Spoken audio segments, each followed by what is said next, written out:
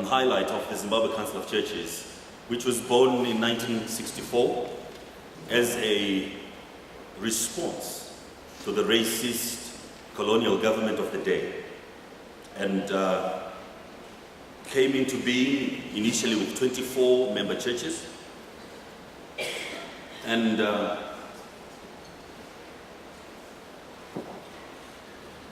driven by the desire for peace, for non-violent communities and equitable distribution and the dignity of humankind. It is important to note that in as far as peace building and reconciliation work is concerned, the Council of Churches is actually older in that kind of work, older than the Republic of Zimbabwe itself, because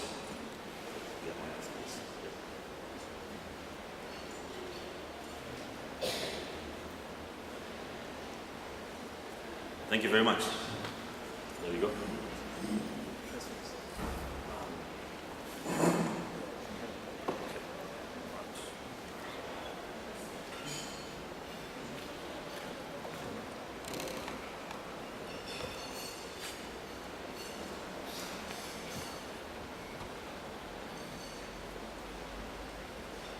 And so the role of the church in Zimbabwe in peace building and reconciliation is older than the First Republic itself.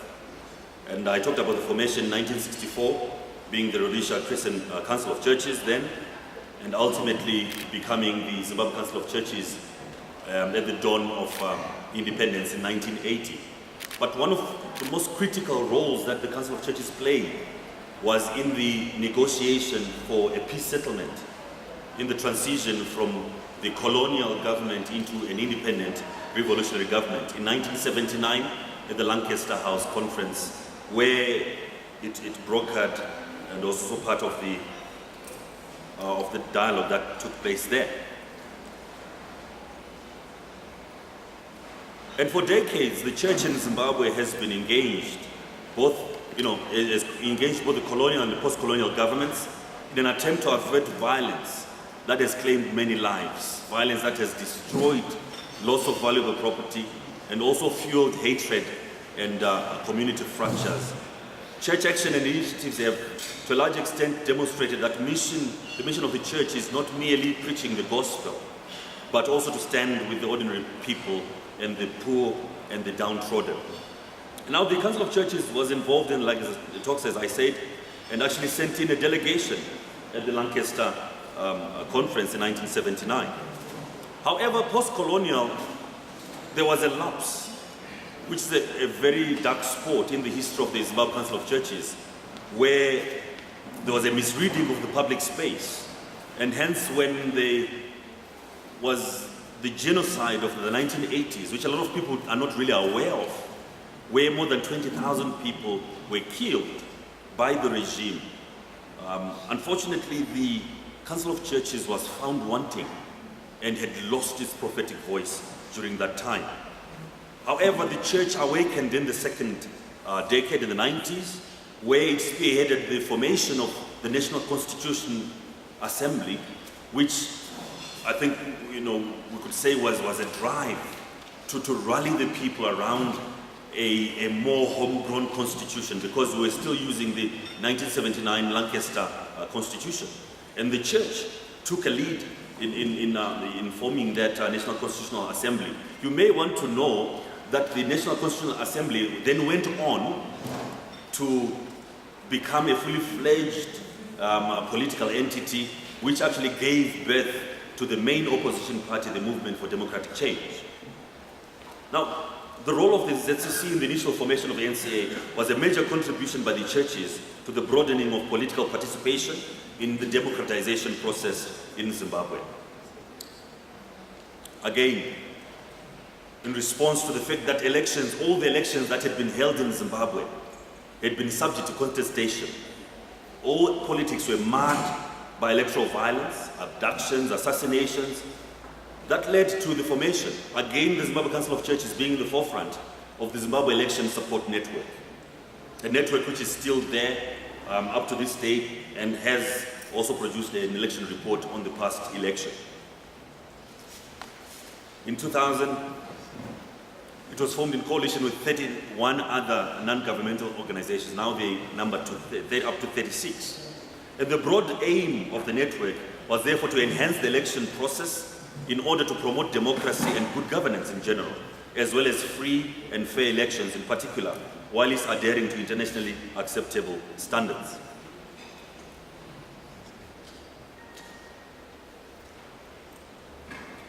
In 2006, sorry, I'll just go back one big slide, right. In 2006, Zimbabwe's mainstream church organizations, with Zimbabwe Council of Churches taking the lead, that is under the Zimbabwe Heads of Christian Denominations, went and produced a document that is called the Zimbabwe We Want. The 43-page document dug deep into the soul of both the nation and the church, especially concerning the deepening economic and social crisis that was tearing the country apart. Mind you, still, tribal and ethnic tensions were at an all-time high. And so, this was noting the degeneration of the country and the immense suffering of millions of ordinary citizens. And the church leaders also directed piercing questions towards themselves as a church, their role, their responsibility, their shortcomings in establishing peace in the country, and also helping to ensure good governance and the rule of law in society. And so generally the church in Zimbabwe has made commendable gains towards the promotion of a non-violent political culture against a background where violence has been glorified as a credible and heroic means to settle political differences. Need to create alternative platforms for national building to complement existing party political spaces. Such spaces must be premised on values, which are part of the values of the Council of Churches, of truthfulness, solidarity, moderation, and humility. And because of that, we are convinced as a council that democracy is too important to be left to the politicians. Now the pastoral and prophetic mission of the council, and as an institution entrusted with the Ministry of Reconciliation, the church has promoted a lot of conflict resolution and peace-building work at community level. And at national level, the church and its sister organizations have promoted the use of dialogue as a means of transformation and settling differences between political parties, especially of late between the ZANU-PF and the MDC. However, given the political polarization, the complexity and dynamism of the Zimbabwe political development, especially in the last 10 years, the church's greatest challenge now is to maintain its unity and remain an honest neutral peace broker. And to that end, the Zimbabwe Council of Churches, in collaboration with the Evangelical Fellowship of Zimbabwe and the Zimbabwe Catholic Bishops Commission and UDA CISA, which is predominantly for African initiated churches, the white garmented churches, have come together to form the Zimbabwe Heads of Christian Denominations, under which, united, they speak, they give out pastoral letters, pastoral pronouncements, and solidarity speeches, as and when the need arises. And to this end, the developments that captured the whole world last year, in November 2017, when there was the military intervention, well, some would like to call it a coup, some say it's a coup that is not a coup, some say it is a coup that went to private school, but there was that transition of power. In the uncertainty that surrounded the military intervention, the ultimate impeachment of the president, well, which didn't go through because he then resigned, the church spoke out and immediately called for what we called the National People's Convention, where we called like-minded organizations, civil society actors, everyone across the board, and more than 14,000 people, leaders in their different spheres, came together to dialogue, to try to create a vision of dialogue, to a vision of tolerance, and trying to envision as a country, as a people, across the political divide. And initially that then gave birth to what we called ecumenical peace marches, which people across the country would go out there to make their voice heard, with the religious leaders in the forefront, to speak and to preach the message of peace and tolerance.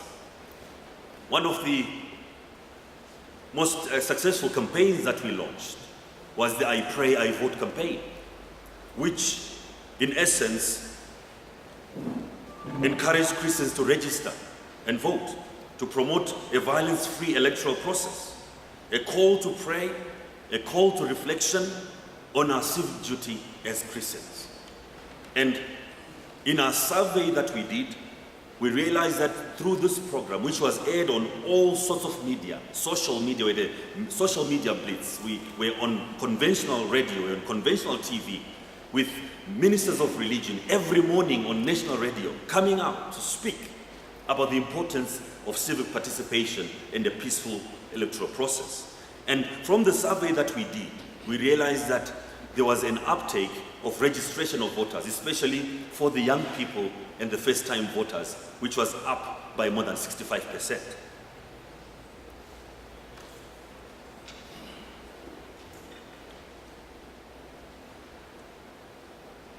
And we put out a number of messages through WhatsApp, through Facebook, through other media, through Twitter, messages on steps. I'm sorry, this is not very, I'll try to do this. So we'd come up with short messages that would stick. For instance, the 10 principles of a non-violent and forward-looking electoral campaign period. Strengthening national cohesion, uphold the constitution and rule of law, focus on issues and not on personalities, avoid hate speech and provocative language, respect differences, don't use money to exploit young people, to commit acts of violence, protect women and girls, avoid language and actions that heighten ethnic and tribal tensions, allow security personnel and other public officials to execute their mandates without undue interference, report any forms of violence. These are messages that would come. Out of this message, we would make Bible markers that would then distribute for free. Whenever someone opened their Bible, this message would strike them right in the face. So that was part of the programming that we did in mobilizing communities towards a violence-free election. We also, as a council, met with the legislature, parliamentarians, held dialogue and engagement meetings, trying to look for ways where we could, sit down and dialogue. Issues, create an interface with the communities and the political leaders, and to hold them to account, since they're public officials. Meeting other missions. This is Monsieur Broca, who was the chief observer of the European Union in the last election that we had, and that's our General Secretary. So we had meetings with other agencies like the United Nations, European Union, the Commonwealth, sharing notes on how we could foster peace in the election. We also reached out to the main political party players. That is part of the hierarchy of the ZANU-PF, the leadership. There's a Secretary of Administration, very powerful man. Our bishops, you see, that's our president of the Zimbabwe Council of Churches, Bishop Kanye, and our Secretary General, would reach out to the political parties to ask them to tone down their rhetoric, to call them out whenever they were found wanting in terms of hate speech. Not only them,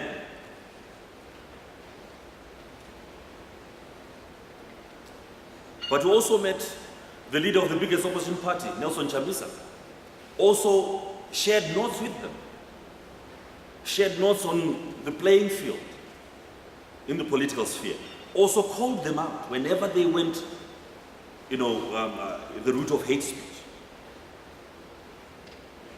And we took an opportunity. You have 3 minutes. Thank you so much.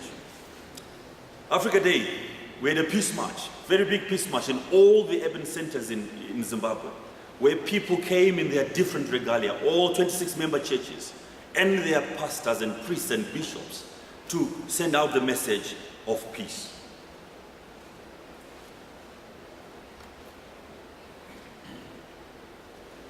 One other engagement that is very critical is on the young people. Here in the slide you see the opening of the junior parliament of one of the provinces. And nation building for us has to begin by inculcating a sense of engaged citizenship and also peaceful coexistence amongst our young people, beyond mere tribal or ethnic boundaries. run up to the election, this post-election, creating safe space for dialogue towards national envisioning. And this is being done through understanding that we have a pastoral and also a prophetic role to play, to use our prophetic voice to call out when wrong things have been done, but also to engage peacefully and respectfully in those spaces where we are afforded, where we can maneuver in the public space, and also to create the national envisioning process. One of the major areas that we have found ourselves being strong is that of research, where we have dedicated young people who form our research team. And one of our surveys, made us to be able to be thought leaders, because it actually pointed to a contested election before the election was done. Because of that, we positioned ourselves not just as leaders in the public space, but also as thought leaders, to the extent that the European Union, the Commonwealth, and other observer missions came through. I'm glad some of our international observers in the election, I've seen my brother from Nigeria and also my brother from Zambia, who were part of our observer mission. We had 150 long-term observers, and more short-term observers were involved in the process. But through our research team, we managed to shape the narrative. We managed to shape the dialogue around the table. And we captured the perceptions of the people, voter behavior, and the incentives, and whatever it could be called the constraints in the voter participation. And that also helped us to shape the national envisioning process that we are now involved in. I think in conclusion, let me just hasten and say, among other engagements that we have is the accompaniment that we are providing to the government, where we intend to be that prophetic voice, that spiritual counsel that calls them out gently when they miss the mark. And one of the biggest and most successful pastoral letters came after the election, when we wrote an open letter to the president, airing the views of the people. And we're happy to say, even when he appointed his cabinet, we felt that he had taken to heart the things that we raised as a church. I'd say it as I conclude. Finally,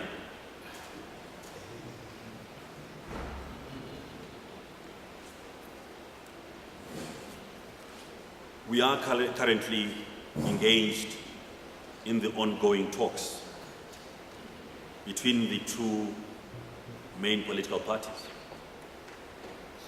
because the contestation is still there. But we continue to reach out. The progress has been slow, but we are people of hope. We are people of faith. And hope is the only currency that never devalues in value. So we continue to pray, not only pray, but also to engage. So peace begins with me. Peace begins with you. Peace begins with all of us. I thank you.